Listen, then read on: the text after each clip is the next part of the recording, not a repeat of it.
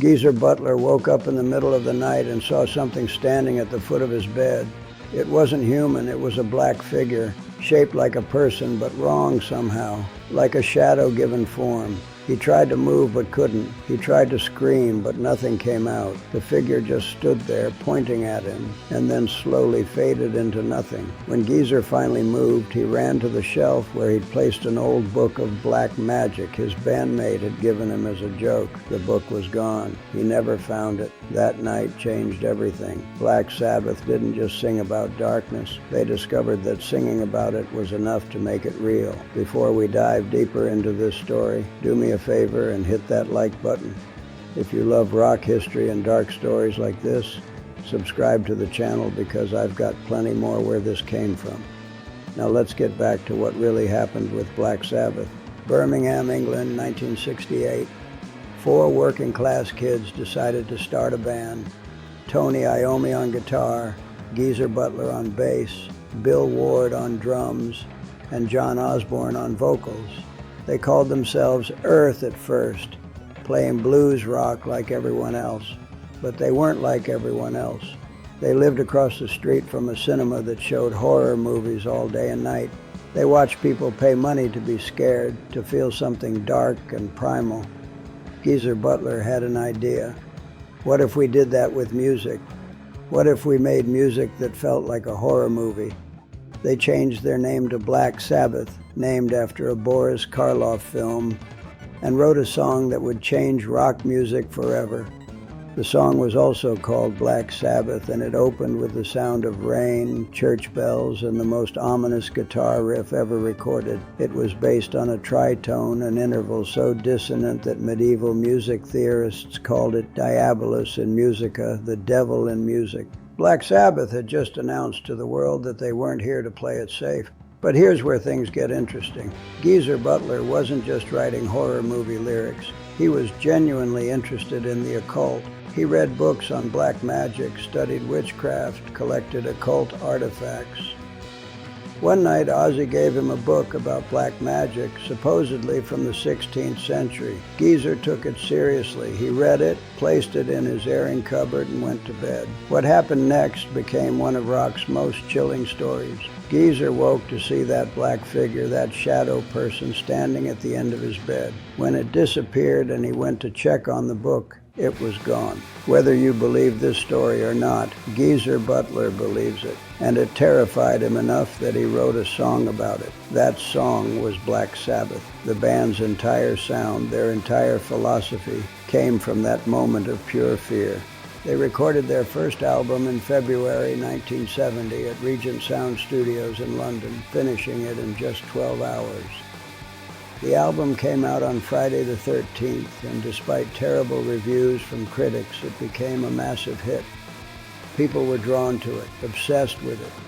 Black Sabbath, along with Led Zeppelin and Deep Purple, had helped create something new, a sound that would later be called heavy metal.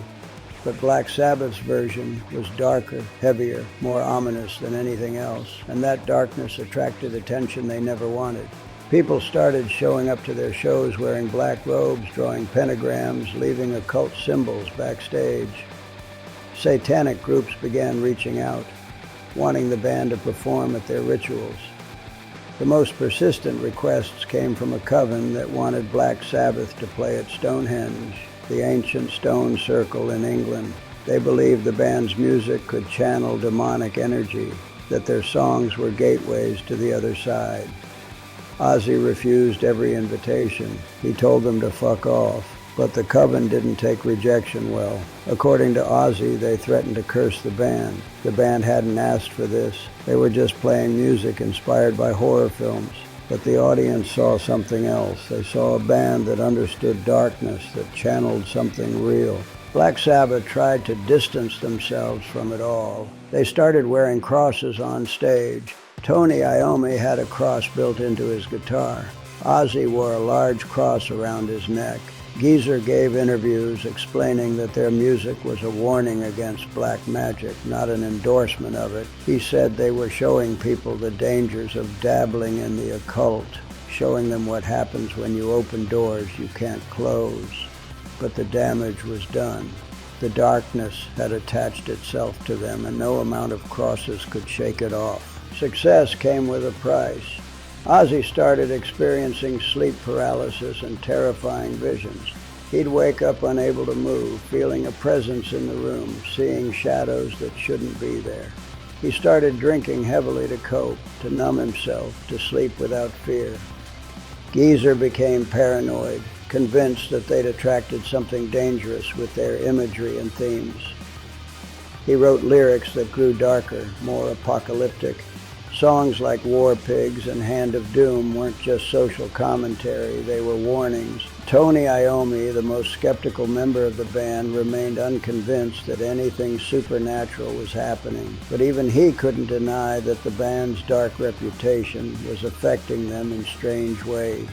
Then came 1973. Black Sabbath was working on their fifth album, Sabbath, Bloody Sabbath, and they rented Clearwell Castle in the Forest of Dean to write and rehearse.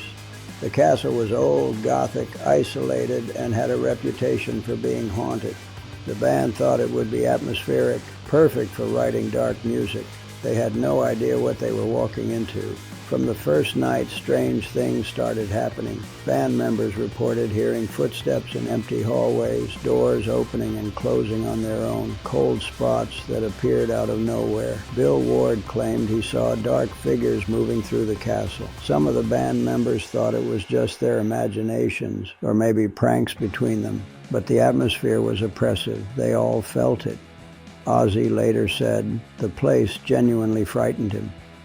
They managed to write the album there, but the experience stayed with them.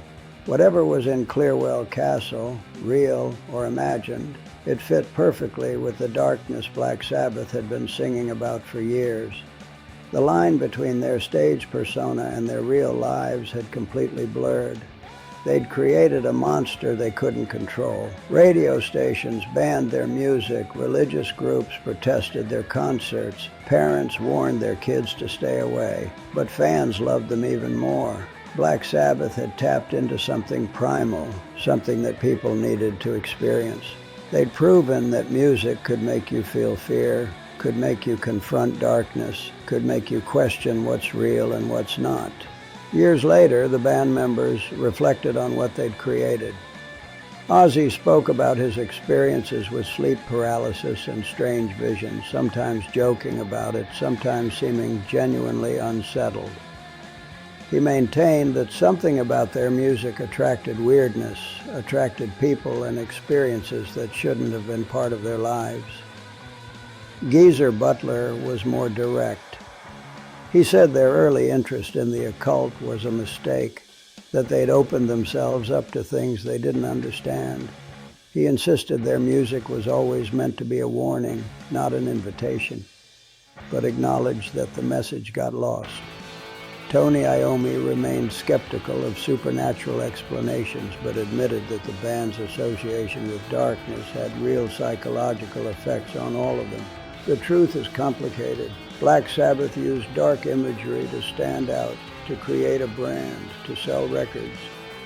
They were influenced by horror movies, by war, by the industrial bleakness of Birmingham.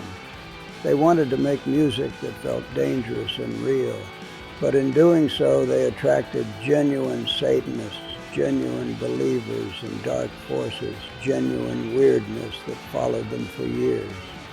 Whether you believe in the supernatural or not, the fear in their voices when they talk about those experiences is real. The satanic covens that pursued them were real. The death threats from religious groups were real. The psychological toll of being labeled devil worshippers was real. Black Sabbath helped create heavy metal, invented a sound that influenced generations of musicians. But they also proved that art has consequences, that the images and themes you put into the world can take on a life of their own. They learned that once you become associated with darkness, even if it started as performance art, it follows you. It changes how people see you. It changes how you see yourself. And sometimes, late at night, when you're alone in the dark, it makes you wonder if you attracted something more than just fans and critics. So was it real Satanism or just marketing? The answer is both. Black Sabbath used dark imagery as a gimmick, but that gimmick attracted real darkness, real believers, real consequences. They opened a door they thought was just for show, and people walked through it who took everything literally. Whether supernatural forces were involved or just the power of suggestion and mass psychology, the result was the same. Black Sabbath became what they pretended to be, trapped in a nightmare of their own creation. If you found this story as chilling as I did, make sure to turn on notifications so you don't miss the next video. I've got more dark rock history coming your way, and if you want to dive deeper into the occult side of rock, check out my video on Jimmy Page and the Led Zeppelin curse. Thanks for watching, and remember, the darkness you perform can become the darkness you live.